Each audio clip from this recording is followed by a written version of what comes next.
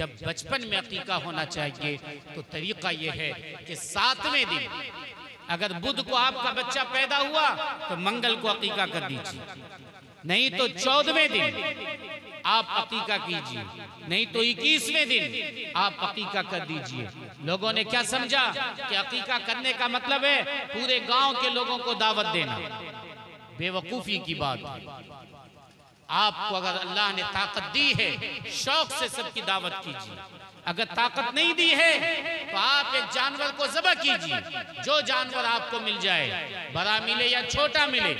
एक बच्चे में भी बड़ा जानवर आप ज़बह कर सकते हैं, छोटा जानवर भी ज़बह कर सकते हैं। आप ज़बह कर दीजिए, पन्नी खरीद के ले आइए, 20-25 आदमी गिन लीजिए किनको किनको गोश्त देना है, उतना गोश्त पन्नी में डाल के घर पहुंचा दीजिए। उसके पूरे घर के लोग गोश्त खाएंगे, आपको दुआ भी मिलेगी, झंझट से भी बच जाएंगे कि ढेर दिखावा नहीं हुआ, टेंट नहीं लगा, खाना नहीं बना और फला नहीं हुआ, चिला नहीं हुआ। इस परेशानी से भी आप महफूज होंगे और आपको पूरा घर घराना, जब उसके घर में गोश्त खाया जाएगा, बच्चा बूढ़ा पूरा घर, एक दिन की सब्जी भी उसके यहाँ बच जाएगी, वो आपको दुआ दे।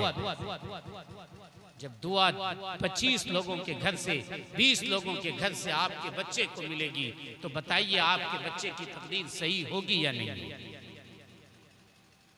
इसीलिए अकीका करने का नाम, अकीका रिश्ते का गोश्त रिश्तेदारों को भी देना है, क्योंकि रिश्तेदार भी कभी कभी, अब तो नहीं, अब तो रिश्तेदार का काम है कि दूसरे का टांग खींचो।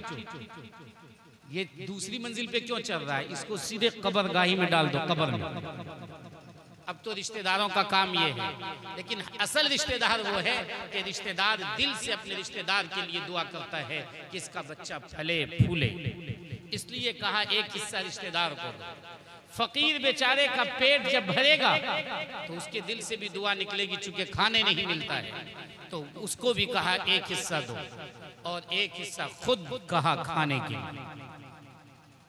इसलिए अकीका है।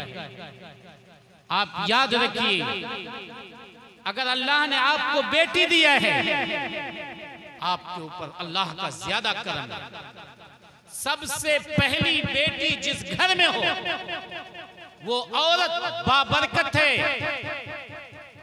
आप बताइए, मोहम्मद रसूलुल्लाह सल्लल्लाहु अलैहि वसल्लम के घर में सबसे पहली औलाद क्या हुई? बेटी हज़रत ज़ैनब। 4 बेटियां अल्लाह ने आपको दी और चारों बेटी जवान हुई, शादी हुई, बाहयात रही।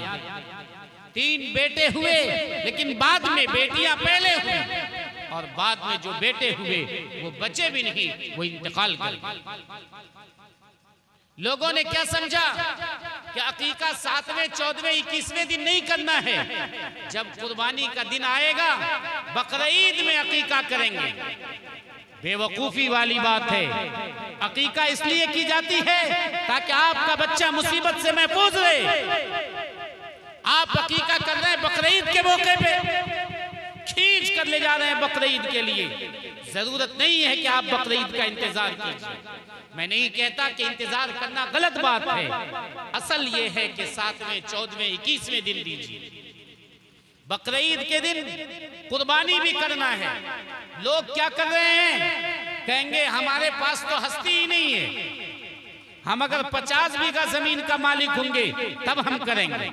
अभी मकई सबके यहाँ हुआ होगा, मकई बेचकर जिनके पास पैसा हुआ, और वो पैसा अगर 612 ग्राम चांदी के बराबर हो जाता है, तकरीबन 40-50 हजार के करीब बहुत हो गया। इतना पैसा का अगर कोई आदमी मालिक है, उसके ऊपर कुर्बानी लाजिम है। आप अपने तरफ से कुर्बानी कर दिए, बीवी की तरफ से नहीं कर रहे हैं। मालूम कीजिए अपनी बीवी से कि तुम्हारे पास जेवर कितना है। आप मालूम करेंगे तो मालूम हो जाएगा कि उसके पास कुछ सोना है, कुछ चांदी है। सोने की कीमत, चांदी की कीमत, दोनों की कीमत आप मिलाकर देख लीजिए, इत्मीनान के साथ 40-45 हजार हो जाता है। अगर 45 हजार हो जा रहा है, आपकी बीवी पे कुर्बानी लाजिम है। वो हर हाल में कुर्बानी करे, नहीं तो अल्लाह के यहाँ उसकी गर्दन नपेगी। चाहे वो अपना जेवर बेच के करे, वो उसकी जिम्मेदारी है। शौहर अगर उसकी तरफ से करता है तो ये एहसान है शौहर का, लेकिन हर हाल में औरत की तरफ से भी कुर्बानी लाजिम है अगर वो इतने का मालिक है। मैं आपको बताऊं, 1-2 साल तो ऐसा हुआ कि मैं मालिक नहीं था, मैं अपनी तरफ से कुर्बानी नहीं किया, लेकिन मैंने अपने घर वाली की तरफ से बाज़ाब्ता कुर्बानी किया। बताया नहीं लोगों को, चूंकि ज़बह तो मैं ही कर रहा हूँ, वरना हमारे गांव देहात में लोग कहेंगे ये तो मोगियावा हो गया है, मोगी के नाम से करता है और मर्द के नाम से खत्म।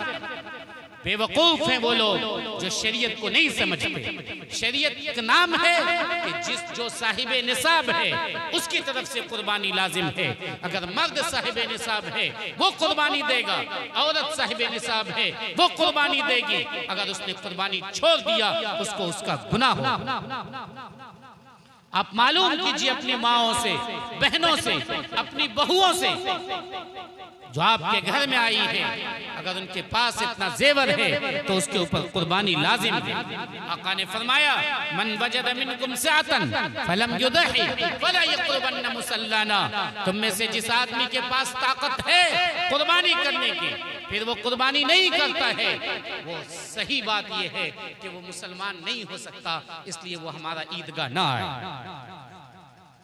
अंदाजा लगाइए। इसलिए लोगों कुर्बानी दें, कुर्बानी करें। एक और गलत फहमी लोगों के अंदर ये है कि मकई पैदा हुआ उसे बेच दिया उन्होंने, तो वो कहते हैं कि हम 2.5% निकालेंगे, 1 लाख रुपए में 2500 रुपए निकालेंगे।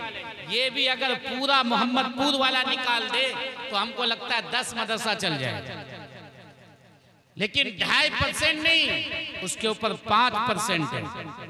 मनसेरी कितना होता है? 40 किलो में 2 किलो, 80 किलो में 4 किलो, 1 कुंटल में कितना हो गया? 5 किलो।